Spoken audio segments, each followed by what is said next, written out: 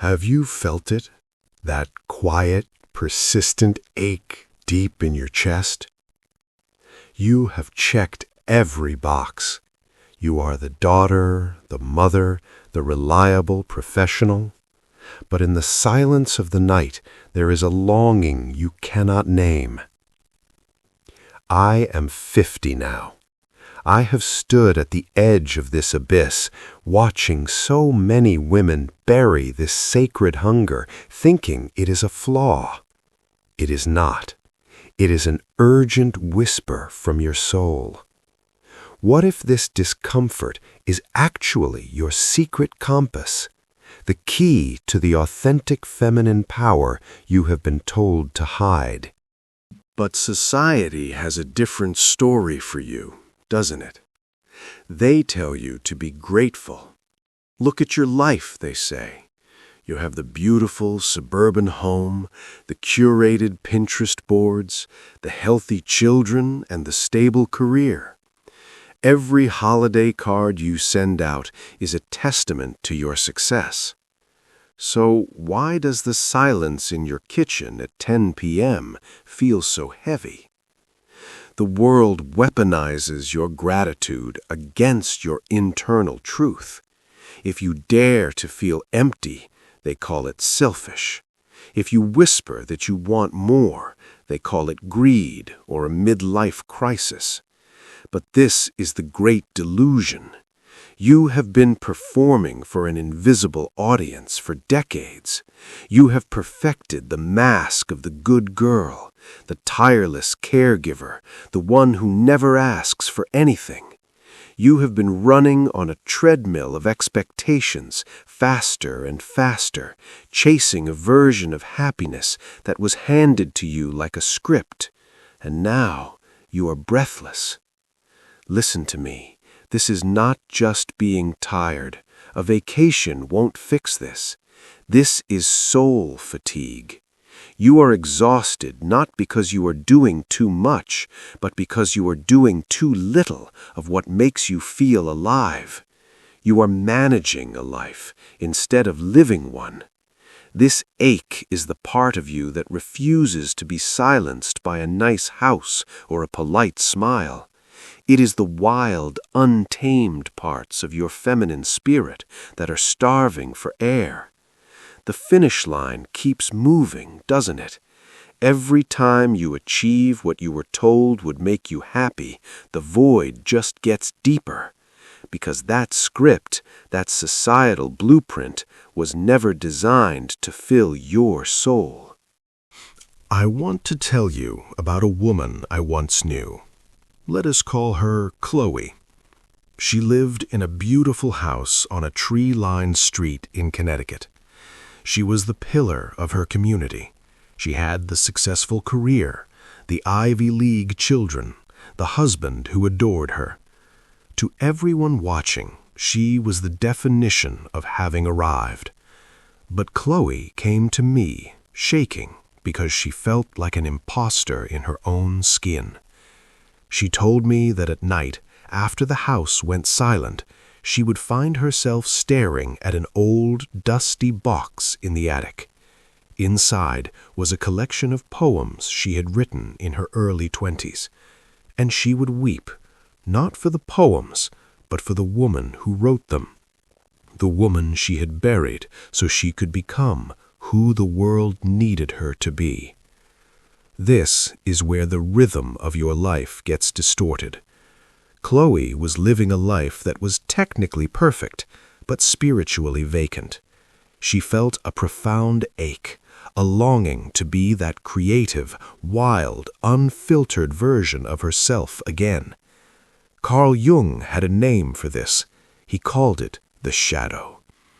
We often think the shadow is only where we hide our anger or our shame. But Jung knew better.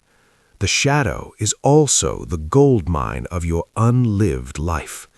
It is the home of every dream, every talent, every roar that you silenced to be a good girl. That ache Chloe felt, that ache you feel, is not a sign of depression. It is the soul's most sacred compass. It is your shadow trying to hand you back the map you dropped decades ago.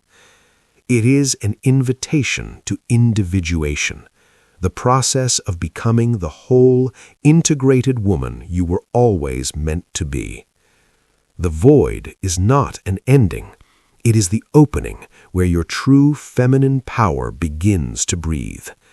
And once you see this map, you cannot unsee it. So, how do we start to read it? How do we distinguish a simple wish from a soul-deep calling? So, my friend, how do we begin the excavation? How do we stop running and start digging? I want you to take a deep breath with me. We are going to walk through 5 steps, 5 keys to reading that secret compass of yours. Step 1. Decode the ache. You must learn to distinguish between a surface craving and a soul hunger. Jung believed that our desires are often symbolic. When you find yourself scrolling through luxury vacations or wishing for a different life, ask yourself, what is the quality I am actually starving for? If you want that house on the coast, is it the house?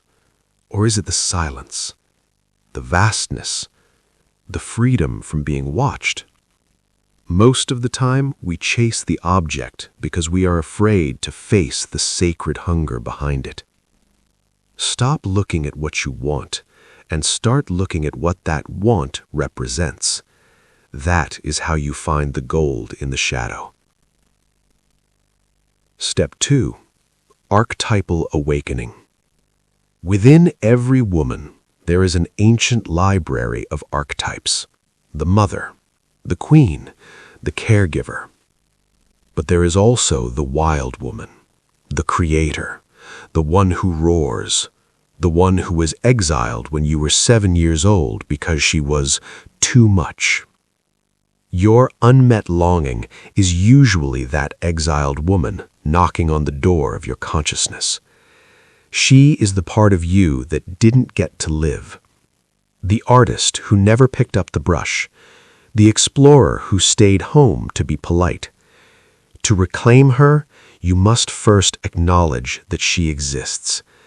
You must give her a name. Say to yourself, the woman who dreams of fire is still here, and she is waiting for me. Step 3. Somatic listening. The mind is a master of deception. It will give you 1,000 reasons why you should stay quiet.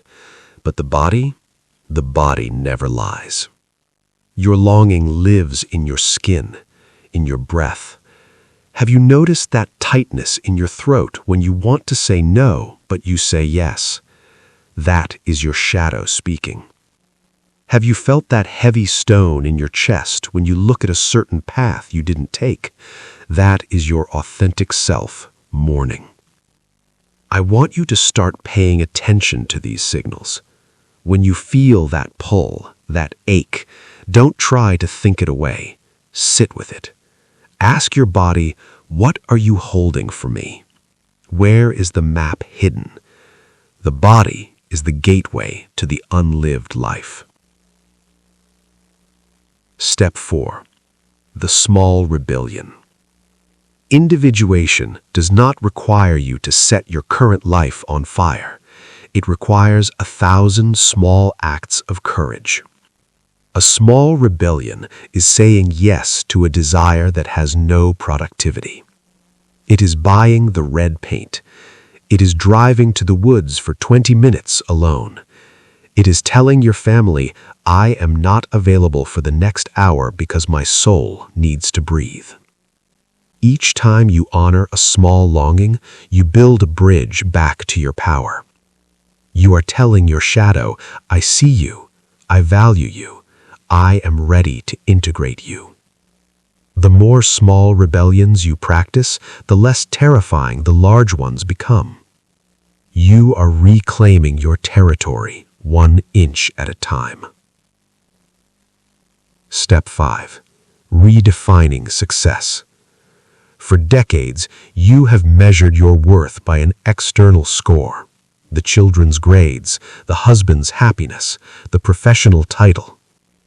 But the authentic feminine measures success by alignment. True success is the absence of that nagging ache because you are finally home. It is moving from the question, am I good enough for them, to the question, is this life big enough for me? This shift is the ultimate liberation. When you redefine success as being whole instead of being perfect, the weight of the world starts to lift. You are no longer performing, you are becoming. I want to challenge you right now, and I want you to be brutally honest with yourself. No more intellectualizing, no more analyzing Jung from a distance. I want you to pause this video for just 60 seconds and close your eyes. Listen to the silence, not the noise of the laundry or the emails or the expectations of your family, but the silence of your own breath. Now, ask yourself this one terrifyingly beautiful question. If no one was watching, if no one needed a single thing from me, if there was no one left to please or protect, what am I actually longing for most? Wait for the answer to bubble up from your gut, not your head. Don't edit it, don't dismiss it as selfish, or tell yourself you are too old to want it. Just let the image, the feeling, the raw color of that desire surface. Maybe it is a cabin in the woods. Maybe it is the courage to quit the job that is killing your spirit.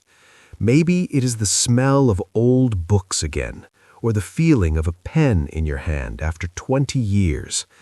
That spark, that is your compass. That is the gold buried in your shadow. Most women in our generation spend their lives running away from this very moment. We were taught that our hunger was dangerous, that it would break the family or ruin our reputation. But I am telling you, that hunger is exactly where your authentic power lives. Acknowledging it, even if you never act on it today, is the highest act of self-reclamation you can perform. It is the beginning of integration. So, I am inviting you to be radical. Go to the comments right now and type "my compass," followed by that one thing you just saw. By naming it, by typing those words, you are moving it from the dark basement of the shadow into the light of consciousness. You are telling the world, and more importantly, you are telling yourself, I see you, I hear you, I am no longer going to pretend you do not exist. This is the moment the machine stops and the woman begins. We are reclaiming the territory together. Because once you have named your desire, it stops being an ache that drains you, and it starts being a guide that fuels you. You might worry that honoring your longing will make you selfish. You fear it might break the world you have worked so hard to build. But listen closely.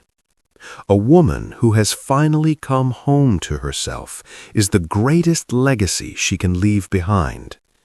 When you are integrated, when you are whole, you stop giving from a place of dry resentment. You begin to give from the wellspring of your true power. This is the shift from managing a life to truly living one.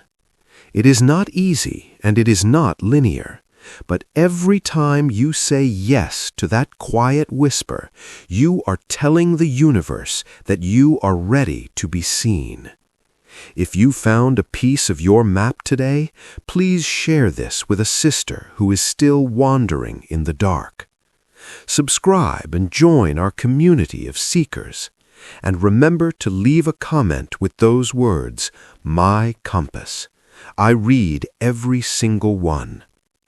As you step into this new authority, you may notice a lingering, quiet sorrow, a melancholy that society tells you to fix with a smile and a positive mantra.